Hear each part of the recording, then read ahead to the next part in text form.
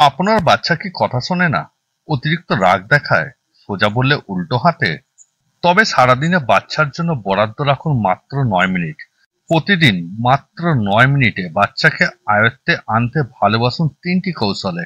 ঘুম থেকে ওঠার সময় 9 মিনিট। বাচ্চা ঘুম থেকে উঠলে তার পাশে বসে মাথায় হাত বুলিয়ে দিন। এরপর তাকে আলতো করে চুমু দিয়ে ডেকে তুলুন। এ সময় তার সম্পর্কে সুন্দর সুন্দর কথা বলুন। স্কুল থেকে ফিরলে 3 মিনিট। বাচ্চা স্কুল থেকে ফিরলে তাকে হাসি মুখে স্বাগত জানান। আদরমাখা স্পর্শে তাকে জড়িয়ে ধরুন।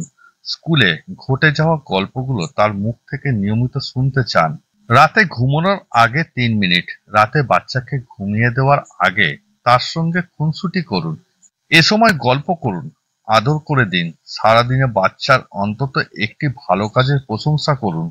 বাচ্চার প্রতি যে কোনো অভিযোগ উপস্থাপন করুন ইমোশনালি। যেমন, বাচ্চা যদি খেতে না চায় তবে বলুন, তুমি না খেলে আমিও খাবো না। আবার কথা না শুনলে বলুন, আমিও তোমার কথা শুনবো না।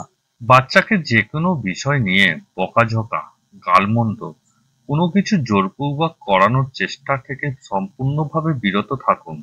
এইভাবে কিছুদিন চলে দেখুন, আপনার সন্তানের মধ্যে পরিবর্তনটা নিজেই দেখতে পাবেন।